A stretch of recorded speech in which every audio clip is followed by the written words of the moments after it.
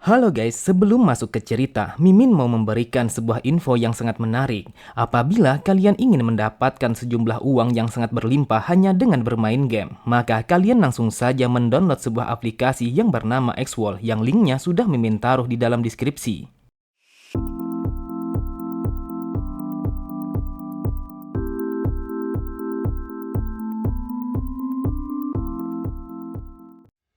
Assalamualaikum warahmatullahi wabarakatuh. Halo semua, kembali lagi di channel Raider Manhwa. Kali ini Mimin akan melanjutkan sebuah komik yang berjudul Sang Iblis Penguasa Mutlak. Dan apabila kalian masih bingung dengan alur ceritanya, kalian bisa cek deskripsi atau langsung saja menuju playlist yang ada di halaman channel ini untuk memulainya dari part 1. Tanpa basa-basi lebih jauh, mari kita masuk di part 7. Cerita dimulai. Terdengar salah satu dari para peserta telah berbisik kepada rekannya. Ia berkata, "Para penjaga telah melarang kepada kita untuk menyentuh semua benda yang ada di dalam ruangan ini.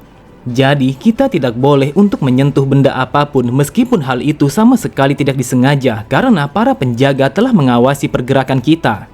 Akan tetapi orang yang berbisik itu sangatlah terkejut saat ia melihat seseorang yang menyentuh sebuah dupa yang letaknya di tengah ruangan itu. Ternyata orang yang menyentuh dupa itu adalah Jiok. Bahkan tidak hanya menyentuhnya saja, akan tetapi Jiok juga telah mengangkat dupa itu. Di saat itu, Jiok dan juga Charyon telah memeriksa dupa itu dengan sangat teliti untuk mencari sebuah petunjuk yang telah disembunyikan oleh para pengawas. Sambil tertawa, Jiok berkata, "Lihatlah tanda ini, mereka telah menyembunyikan petunjuknya tepat di bawah dupa ini sama seperti yang digambarkan di dalam lukisan itu." Charyon berkata, "Mereka telah menulis sebuah kalimat yang berbunyi Aula Dragon Phoenix. Jadi apakah kau tahu apa yang mereka maksud dari tulisan itu?" Dengan santainya Jiok berkata, "Mereka telah menuliskan sebuah petunjuk kalau pertandingannya langsung dimulai ketika kita memasuki ruangan ini. Jadi aku berpikir kalau tahap pertama telah dimulai setelah kita memasuki ruangan ini. Karena kita sudah mendapatkan petunjuknya, maka akan lebih baik kalau kita pergi sekarang juga." Akan tetapi tepat di belakang mereka berdua terdengar seseorang yang berteriak kepada mereka. Dengan kesalnya ia berkata, "Dasar brengsek, apa yang telah kalian lakukan? Apakah kalian tidak mendengar kalau para penjaga telah meminta kita untuk tidak menyentuh apapun di dalam ruangan ini? Asal kau tahu, aku sama sekali tidak akan tinggal diam saat melihat tingkah kalian yang sangat ceroboh ini. Dan aku tidak ingin kalau kami mendapatkan sebuah masalah hanya karena kebodohan kalian berdua." Mendengar ocehannya, Jiok pun hanya bersikap santai. Ia sama sekali tidak peduli dengan ocehan orang itu. Melihat tingkah Jiok yang mengabaikannya, ia pun kembali berkata, "Apakah kau tahu kalau sikapmu itu bisa saja merugikan atau bahkan melukai semua orang? Jadi letakkan benda itu sekarang juga sebelum aku memintamu untuk melakukannya dengan cara yang tidak bisa kau duga." Terlihat lagi dan lagi Jiok hanya menanggapi ocehan orang itu dengan begitu santai. Lalu Jiok berkata, "Yang aku perhatikan ada yang sangat salah dengan dirimu itu. Entah kenapa lelaki muda yang sepertimu ini hanya hidup dengan mengikuti semua aturan. Bukankah kau sudah tahu kalau seorang anak-anak seharusnya akan menolak dan juga akan membangkang apabila mereka dihadapkan dengan yang namanya sebuah aturan?" Mendengar perkataan Jiok, orang itu semakin marah. Ia pun berteriak, "Dasar brengsek, itu hanyalah sebuah alasan bagi anak-anak yang belum dewasa." Kemudian orang itu melemparkan pandangannya ke arah samping untuk memastikan apakah para penjaga telah memperhatikan mereka berempat. Memang benar adanya, di saat itu kedua orang penjaga telah mengalihkan pandangan mereka kepada keributan yang telah ia buat. Setelah mengetahui kalau para penjaga telah memperhatikannya, ia pun bergumam, "Sepertinya ini adalah ide yang bagus apabila aku menyingkirkan bajingan ini sekaligus memberikan kesan yang kuat kepada mereka semua. Mereka hanya mengatakan kalau kami tidak boleh menyentuh apapun di dalam tempat ini. Namun mereka tidak memberikan sebuah aturan kalau kami tidak boleh menggunakan pedang kami." Sambil menarik bilah pedangnya, orang itu berkata, "Sepertinya tidak ada cara lain selain menggunakan sebuah kekerasan apabila kau tidak mau mendengarkanku. Akan tetapi kau tidak usah khawatir karena aku hanya akan memberikan sedikit pelajaran kepadamu." Akan tetapi tanpa ia sadari bilah pedangnya telah masuk kembali ke dalam sarungnya.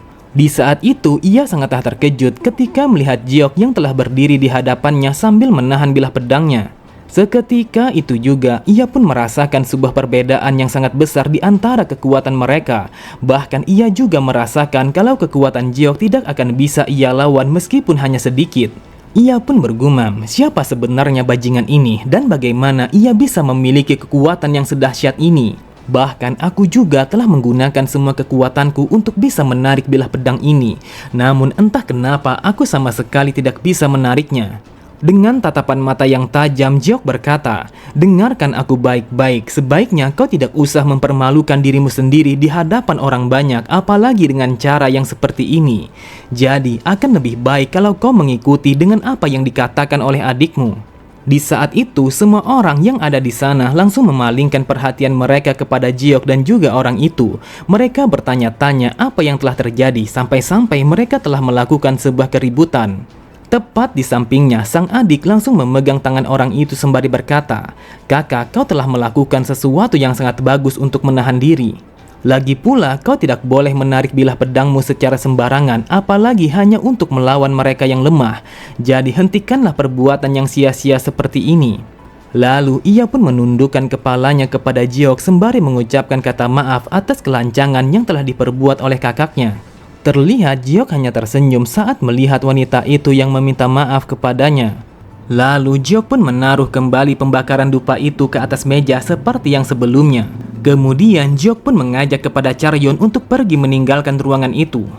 Tepat di sampingnya, Charyeon bergumam, apa yang baru saja terjadi? Entah bagaimana ia bisa bergerak secepat itu sampai-sampai kedua mataku tidak bisa mengikuti pergerakannya. Pada sisi yang lain, ketika melihat Jiok dan juga Charyeon yang berjalan untuk pergi meninggalkan ruangan itu, sang penjaga berkata, "Dengarkan aku baik-baik, apabila kau keluar dari ruangan ini tanpa izin, maka kau akan gugur." Terlihat semua orang sangatlah terkejut saat mendengar Jiok yang mengatakan kalau dia tidak peduli apabila mereka gugur di dalam ujian itu. Kemudian Jiok pun memalingkan pandangannya kepada orang itu sembari berkata, "Yang aku lihat kalau kau sangatlah menyedihkan. Akan tetapi demi adikmu yang baik hati, maka aku akan memberikan kesempatan kepadamu.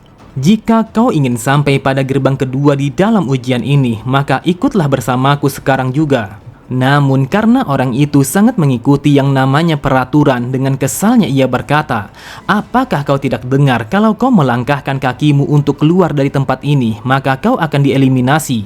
Mendengar jawaban orang itu, Jiok pun hanya tertawa terbahak-bahak sembari memalingkan pandangannya dari mereka semua. Lalu tanpa pikir panjang sedikit pun, Jiok dan juga Charyeon langsung pergi meninggalkan tempat itu. Beberapa saat kemudian, terlihat mereka berdua telah sampai pada aula utama Dragon Phoenix seperti yang dituliskan di bawah dupa yang telah mereka dapatkan pada ruangan yang sebelumnya. Melihat bangunan itu, Charyeon berkata, apakah mungkin kalau aula Dragon Phoenix yang sebenarnya memang benar-benar ada? Jiok pun berkata, sebuah teka-teki yang kita temukan di dalam ruangan itu sangatlah sulit. Jadi aku begitu penasaran ada berapa banyak orang-orang yang telah berhasil melewati ujian itu. Charyeon berkata, bukankah hanya kita berdua yang telah berhasil memecahkan teka-teki itu? Jadi apakah mungkin kalau kita telah memenangi kompetisi ini? Akan tetapi Charyeon langsung terdiam ketika ia melihat ada begitu banyak orang-orang yang telah memenuhi ruangan itu. Terlihat Charyeon sangatlah terkejut dengan apa yang dilihat oleh kedua matanya. Charyeon berkata, apakah benar sebanyak ini orang-orang yang telah menyelesaikan teka-teki itu? Kemudian Jiok telah melemparkan pandangannya untuk mengamati semua orang yang ada di sana. Di saat itu, Jiok telah melihat sang penerus dari keluarga langit utara yang bernama Im Hagi telah berada di dalam ruangan itu bersama pasangannya.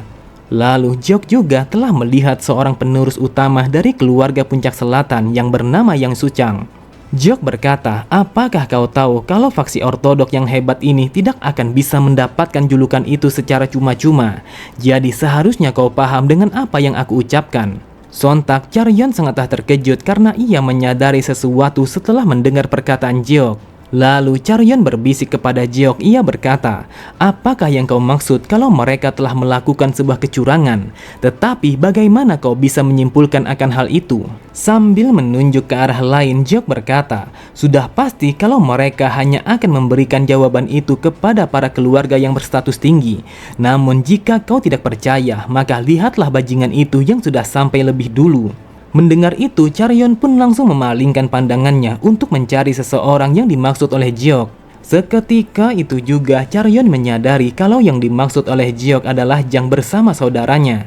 Dengan kesalnya Charyeon bergumam, dasar brengsek, dia masih saja berjalan dengan penuh percaya diri setelah apa yang ia lakukan terhadapku dan juga ayahku. Pada sisi yang lain, Jang pun melemparkan pandangannya kepada Charyeon. Ia bergumam, dengan melihat cara dia menatapku, apakah mungkin kalau dia telah mengetahui sesuatu? Aku yakin kalau dia pastinya sudah bertemu dengan Yuki. Jadi aku sangat penasaran apa yang terjadi di antara mereka bertiga. Namun aku sangat jelas menyuruh Yuki untuk membunuh bajingan ini. Akan tetapi apa yang telah dilakukan oleh Yuki sampai-sampai bajingan ini masih hidup? Di saat itu Jeok hanya tertawa tipis yang seakan-akan kalau dia telah mengetahui dengan apa yang dipikirkan oleh Jang. Sontak Jang sangatlah terkejut saat melihat ekspresi Jeok yang hanya tertawa kepadanya. Jang kembali berpikir, aku yakin kalau ada yang tidak beres, tetapi apakah mungkin kalau ada seseorang yang telah membantunya? Ataukah kalau Yuki telah kabur sambil membawa sejumlah uang yang aku berikan kepadanya untuk membunuh bajingan ini? Akan tetapi, Jang langsung terdiam ketika melihat Yang Hwa yang telah mengedipkan kedua matanya untuk menarik perhatian kepada Jeok. Melihat adiknya yang sangat terpesona kepada Jeok, dengan kesalnya Jang berkata, dasar brengsek, apa yang telah kau lakukan dengan mengedipkan kedua matamu kepada bajingan ini? Namun Jeok hanya tertawa saat menanggapi tingkah laku mereka berdua. Jeok berpikir kalau mereka hanyalah anak-anak yang tidak perlu untuk dihiraukan. Beberapa saat kemudian terdengar suara gong yang bergema di tempat itu yang menandakan kalau seseorang yang begitu penting telah datang ke tempat itu. Bahkan suara itu telah bergema berkali-kali yang diiringi oleh langkah kaki yang berjalan memasuki ruangan itu. Terlihat semua orang yang ada di sana langsung melemparkan pandangan mereka untuk mencari tahu siapa sebenarnya seseorang yang telah datang. Kemudian orang itu berkata, kalian semua yang telah berkumpul di tempat ini, dengarkan aku baik-baik. Aku ingin mengucapkan kata selamat kepada kalian karena kalian telah berhasil menyelesaikan gerbang pertama. Diketahui kalau lelaki paruh baya itu adalah salah satu dari tetua aliansi langit utara yang bernama Bong Suchan, dan dia merupakan seseorang yang bertanggung jawab atas turnamen Dragon Pinnacle. Di saat itu mereka sama sekali tidak menyangka kalau mereka telah berhasil melewati gerbang pertama di dalam turnamen itu. Seketika itu juga mereka semua langsung bersorak untuk merayakan keberhasilan mereka setelah melewati ujian itu. Tidak terkecuali dengan Charyeon, ia begitu bahagia karena mereka telah berhasil melewati ujian itu. Sambil tersenyum Charyeon berkata, semua ini berkat kepintaranmu karena kau telah mampu menembak teka-teki yang telah diberikan oleh para penjaga. Namun tiba-tiba saja mereka semua sangatlah terkejut ketika mendengar seseorang yang telah berteriak dengan sangat keras di luar ruangan itu. Ternyata orang yang berteriak itu adalah seseorang yang sebelumnya telah membuat masalah kepada Jeok ketika Jeok yang mencoba untuk memecahkan teka-teki ujian pertama turnamen itu. Melihat kedatangannya, Charyeon berkata, apa yang telah dilakukan oleh orang itu sampai-sampai ia berteriak dengan sangat keras di tempat ini. Kemudian orang itu kembali berteriak, ia berkata, aku sama sekali tidak terima dan juga ujian ini tidak dapat dilakukan karena di dalam sana ada seseorang yang seharusnya telah gagal melewati ujian ini. Seketika itu juga semua orang yang ada di sana langsung terdiam karena mereka sama sekali tidak mengerti dengan apa yang dikatakan oleh lelaki itu. Mereka bertanya-tanya siapa sebenarnya yang gagal di antara mereka semua, sehingga lelaki itu sangat bersikeras untuk memprotes terhadap sang tetua. Dengan tatapan mata yang tajam, Bong Suchan berkata, mengapa kau tidak terima dengan hasil yang telah diberikan kepada kalian? Orang itu berkata, ketika kami memasuki aula utama turnamen ini, para penjaga telah meminta kepada kami untuk tidak menyentuh apapun, dan kami hanya mengikuti sebuah perintah yang telah diberikan kepada kami. Sambil menunjuk kepada Jeok, ia kembali berkata, seharusnya mereka berdua yang telah melanggar aturan itu yang harus dikeluarkan dari turnamen ini. Terdengar semua orang yang berada di belakangnya langsung berteriak bersama-sama. Mereka mengatakan kalau situasi itu sangatlah tidak adil dan mereka ingin meminta kepada sang tetua untuk mengeluarkan Jeok dan juga Charyeon. Bahkan mereka telah meneriakkan kata-kata itu sampai berkali-kali. Mereka sangat ingin kalau para tetua akan memberikan keadilan terhadap mereka yang dinyatakan telah gagal. Akan tetapi mereka semua langsung terdiam ketika Bong Suchan yang berkata, apa yang telah kalian bicarakan? Lebih baik hentikan saja tangisan kalian yang tidak berguna ini.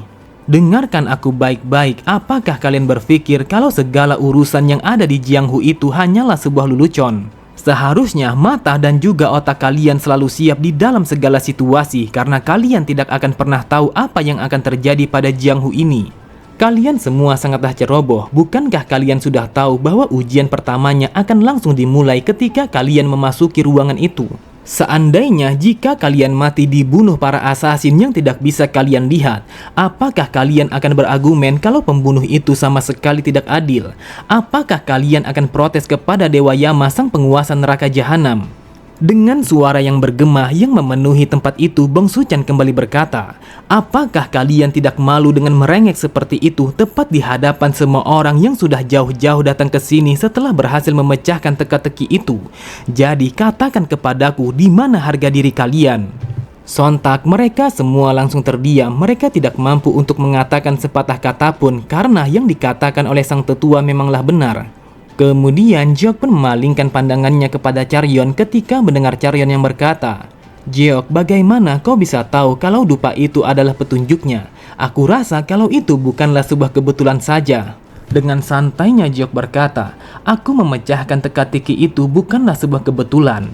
Lagi pula tidak ada yang namanya kebetulan ketika kau berada di dalam Jianghu ini. Seketika itu juga Charyeon langsung terdiam, ia bergumam, ternyata Jianghu yang aku kenal jauh lebih menyeramkan. Mereka jauh lebih kejam dan bahkan lebih hina daripada yang aku kira selama ini. Dan di balik topengnya yang indah ini ada begitu banyak kebusukan yang tersembunyi di dalamnya. Akan tetapi aku merasakan jauh lebih baik ketika aku bersama dengan Jeok. Entah kenapa secara perlahan dia telah membuka kedua mataku tentang betapa busuknya Jianghu ini. Terlihat orang itu mencoba untuk menenangkan adik kecilnya agar ia tidak menangis lagi. Lalu ia pun mengajaknya untuk pergi meninggalkan tempat itu. Namun pada sisi yang lain, Bong Suchan hanya tertawa ketika ia melihat keputusasaan yang dialami oleh mereka yang telah gagal. Dengan tatapan mata yang tajam, ia bergumam, semestinya kalian harus berterima kasih kepadaku karena kalian telah terselamatkan dengan cara yang seperti ini. Apakah kalian tahu sebentar lagi turnamen Dragon Phoenix akan menjadi sebuah neraka yang sesungguhnya yang bahkan tidak akan bisa kalian bayangkan?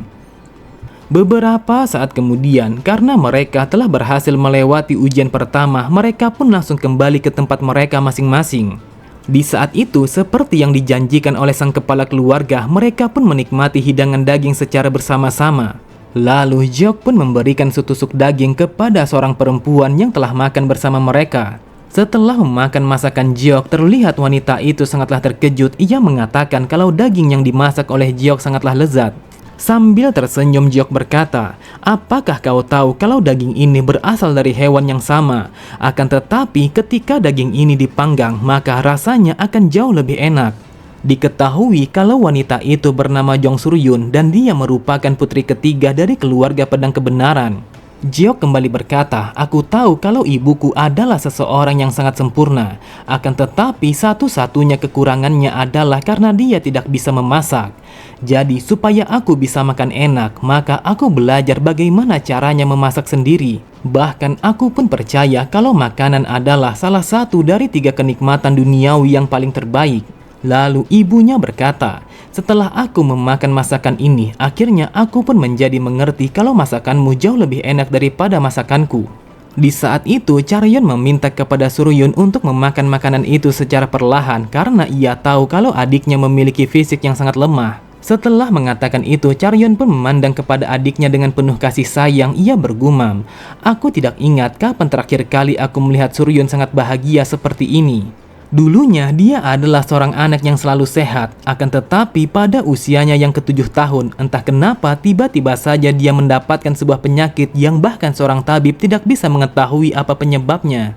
Aku tidak tahu apakah penyakitnya akan bisa disembuhkan, bahkan yang aku perhatikan semakin hari penyakitnya semakin parah. Li Chu berkata, wahai tuan muda, aku sangat berterima kasih kepadamu karena berkatmulah Charyeon telah berhasil melewati ujian pertama dari turnamen itu. Sambil tertawa, Jeok berkata, kau tidak usah berterima kasih kepadaku karena ujian pertama memang mudah untuk dilewati. Dan juga pada ujian yang kedua nanti kalian bisa mengandalkanku. Mendengar perkataan Jeok yang terlalu percaya diri, Charyeon hanya tersenyum. Ia bergumam, "Awalnya aku selalu mengira kalau dia hanya akan menyombongkan dirinya sendiri. Namun setelah aku bersamanya, aku pun akhirnya menyadari kalau dia bukanlah orang biasa. Bahkan hanya orang bodoh yang tidak bisa menerimanya. Aku pun masih penasaran siapa dia sebenarnya." Waktu pun terus berjalan dan tidak terasa hari pun sudah semakin larut.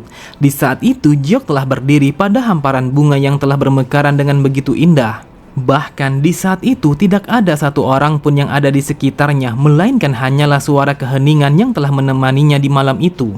Namun tiba-tiba saja Jeok menyadari akan sesuatu yang membuatnya menjadi sangat waspada. Tidak lama kemudian, terlihat tempat itu telah berguncang dengan sangat hebat, sehingga membuat semua tanah yang ada di sana telah hancur dan juga terbelah. Benar saja, setelah guncangan yang sehebat itu, terlihat tempat itu telah runtuh begitu saja dan hanya menyisakan tebing-tebing curam yang begitu tinggi yang bahkan dasarnya sama sekali tidak terlihat. Bukannya merasa takut dengan terjadinya fenomena yang mengerikan seperti itu, namun Jeok hanya tertawa sembari berkata, "Aku rasa kalau formasi ini sangatlah bagus." Ternyata itu adalah sebuah ilusi yang telah diciptakan oleh Muncol dengan menggunakan kemampuannya. Lalu Muncol pun menghentikan seni formasi itu agar Jeok bisa keluar dari ilusi yang telah ia ciptakan. Seketika itu juga semua tebing curam yang menghiasi tempat itu telah terhapus bagaikan debu yang berterbangan. Kemudian Muncol berkata, "Ini adalah sebuah formasi yang bernama 9 Istana Bunga Indah, dan ini merupakan sebuah formasi yang paling ringan di antara 3 formasi yang lainnya. Dan yang kedua adalah formasi 5 elemen dan juga 7 bintang. Lalu yang terakhir adalah formasi Raja Cahaya. Dan formasi Raja Cahaya adalah yang paling kuat di antara ketiga formasi itu. Ketika formasi Raja Cahaya diaktifkan, maka tidak ada satupun seorang master bela diri yang bisa melepaskan diri, terkecuali mereka tahu bagaimana caranya untuk menghentikan formasi itu." Namun Muncol langsung terdiam ketika Jeok yang berkata, "Meskipun ini adalah sebuah formasi yang sangat luar biasa, akan tetapi kau telah salah dalam satu hal. Aku yakin pastinya ada seni bela diri yang mampu untuk mematahkan sebuah formasi meskipun tanpa mengetahui bagaimana cara menghancurkannya. Aku tahu kalau kau pastinya tidak mengerti dengan apa yang aku katakan, akan tetapi suatu saat nanti kau pastinya akan mengetahui tentang hal itu." Beberapa saat kemudian, terlihat Jeok dan juga Muyong telah berjalan di atas pegunungan. Lalu Muyong berkata, "Selain 3 formasi yang disebutkan oleh Muncol, ada juga mekanisme yang bernama 7 langkah menuju malaikat maut yang akan ia pasang." Dan juga Muncol mengatakan kalau ia akan membangun beberapa bangunan besar yang berada di belakangnya. Mendengar itu, Jeok berkata, "Dengan ini kita selangkah lebih dekat untuk membuat sebuah sekte yang terkuat dan juga yang terbaik pada wilayah Jianghu ini." Kemudian Muyong berkata, "Aku telah menemukan lokasi Dewa Angin yang sebenarnya dan itu seperti yang kau duga selama ini." Saat mendengar Jeok yang mengatakan kalau dia akan pergi mengunjungi tempat itu di esok hari, Muyong pun kembali berkata, "Wahai Tuan Muda, kenapa kau tiba-tiba saja ingin pergi secepat itu? Apakah mungkin ada seseorang yang ingin kau tawarkan?" Setelah mengatakan itu, Muyong pun langsung tertawa yang seolah-olah kalau dia telah mengetahui mengapa Jeok ingin pergi secepat itu. Melihat Muyong yang tertawa, Jeok pun berkata, "Mengapa kau masih bertanya sedangkan kau sudah tahu dengan jawabannya? Apakah kau tahu kalau itu adalah sebuah kebiasaan yang sangat buruk?" Lalu Jeok kembali berkata, "Entah kenapa pemandangan malam ini selalu saja membuatku merasa senang. Tetapi apakah aku boleh untuk mengambil semua cahaya yang berada pada Jianghu ini untuk menjadi milikku?" Terlihat sangat jelas di matanya kalau Jeok telah menatap kota itu dengan tatapan mata yang dipenuhi oleh kebencian. Mendengar perkataan Jeok, Muyong pun tidak langsung menjawabnya. Namun yang ia lakukan hanyalah menarik nafas panjangnya. Lalu dengan suara yang begitu datar, Muyong berkata, "Wahai Tuan Muda, pada wilayah Jianghu ini siapa yang bisa melakukannya selain dirimu itu? Jadi aku sangat percaya kalau kau akan bisa melakukannya." Oke semua, cukup sampai di sini dulu pembahasan alur cerita kita. Sampai jumpa di video selanjutnya. Wassalamualaikum warahmatullahi wabarakatuh.